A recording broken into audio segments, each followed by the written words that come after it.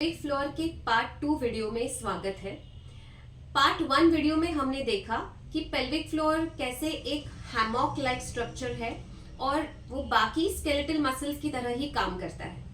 हमने ये जाना कि पेल्विक फ्लोर मसल्स आपके पेल्विक ऑर्गन्स को अच्छा सपोर्ट प्रोवाइड करते हैं, आपको स्टेबिलिटी का फंक्शन देते हैं, यानी जब आप कोई हैवी काम करते हैं तो पेल्विक फ्लोर उसमें सपोर्ट करते हैं, जैसे jumping, running, coughing, sneezing, laughing etcetera.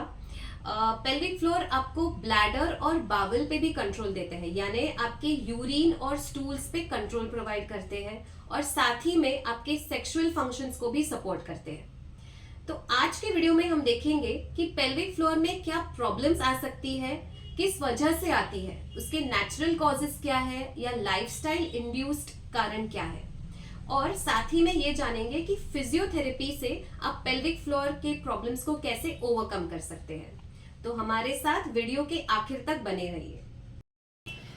Pelvic floor muscles के जो प्रॉब्लम्स होते हैं वो कौन से कारणों के वजह से हो सकते हैं। तो हमारे जो नेचुरल कारण है, जैसे प्रेगनेंसी हो तो प्रेगनेंसी के टाइम पे, लेबर डिलीवरी के टाइम पे पेल्विक फ्लोर पे बहुत प्रेशर पड़ता है, उसके वजह से पेल्विक फ्लोर में तकलीफ हो सकती है। Other than that, C section deliveries जो होते हैं उसमें भी हम एब्डोमिनल मसल्स को कट करना पड़ता है, जिसके वजह से भी पेल्विक फ्लोर पे प्रॉब्लम्स हो सकती है। कुछ फैक्टर्स ऐसे होते हैं जो आपके लाइफस्टाइल रिलेटेड होते हैं, जैसे कि आपका पॉस्चर, आपके पॉस्चर के वजह से भी आपके पेल्विक फ्लोर में वीकनेस हो सकती है। कुछ एडिक्शंस जैसे टोबैको एडिक्शन, स्मोकिंग, इसके वजह से भी पेल्विक फ्लोर में तकलीफ हो सकती है। और ट्रॉमा, अगर आपका कोई एक्सीडेंट हुआ है और आपके पेल्विक फ्लोर को डायरेक्ट ट्रॉमा हुआ है, उसके वजह से भी पेल्विक फ्लोर में तकलीफ हो सकती है। तो अभी हमने देखा कि किस कारणों की वजह से आपको पेल्विक फ्लोर मसल्स में प्रॉब्लम्स आ सकती है। अभी हम देखते हैं कि पेल्विक फ्लोर में एग्जैक्टली क्या प्रॉब्लम्स आपको आ सकते हैं। तो हम अभी कुछ 3 प्रॉब्लम्स के बारे में डिस्कस करेंगे। सबसे पहले जिसको हम कहते हैं हाइपोटोनस डिस्फंक्शन।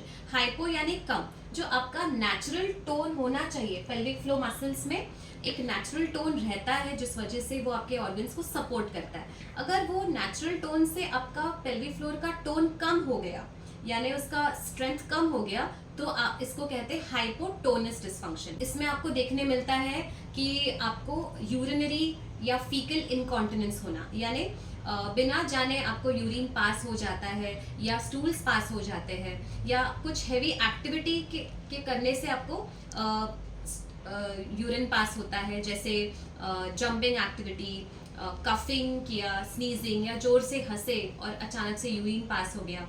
तो ये सारे प्रॉब्लम्स आपको हाइपोटोनस डिस्फंक्शन में दिखते हैं। दूसरा डिस्फंक्शन है हाइपरटोनस। हाइपरटोनस यानी जो नॉर्मल टोन होता है उससे ज्यादा टोन बढ़ जाना, यानी आपके पेल्विक फ्लोर मसल्स में टाइटनेस आ जाता है, और टाइटनेस की वजह से आपको पेल्विक रीजन में पेन होता है, डिस्कम्फर्ट होता है, हैवीनेस फील होता है, या आपको यूरिन का फ्रीक्वेंसी यानी बार बार यूरिन पास करने के लिए जाना पड़ता है।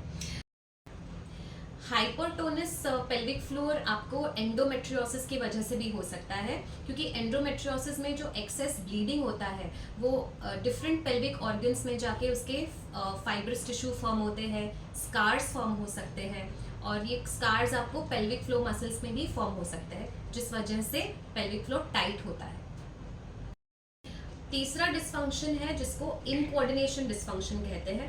इसमें आपको फर्स्ट 2 डिस्फंक्शंस के सिम्टम्स दिख सकते हैं। ये न्यूरोलॉजिकल कंडीशंस में भी हो सकता है, जिसमें आपके पेल्विक फ्लोर का कॉन्ट्रैक्शन और रिलैक्सेशन में सिंक नहीं होता है, या आपको हैबिचुअल यानी सिडेंट्री लाइफस्टाइल की वजह से भी ये डिस्फंक्शन हो सकता है।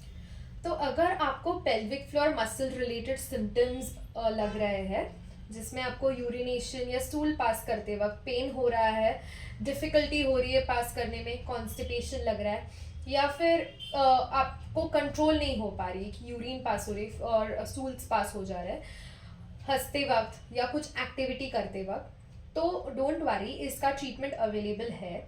इसमें हम पेल्विक फ्लोर थेरेपी कराते हैं, जिसमें पेल्विक फ्लोर एक्सरसाइजेस होते हैं। हम उसमें स्ट्रेंथनिंग एक्सरसाइजेस कराते हैं और रिलैक्सेशन एक्सरसाइज भी कराते हैं। तो इसकी कंप्लीट रिकवरी पॉसिबल है और आप आपके फिजियोथेरेपिस्ट या पेल्विक फ्लोर स्पेशलिस्ट को मिलके इसके बारे में और जानकारी ले सकते हैं। Thank you.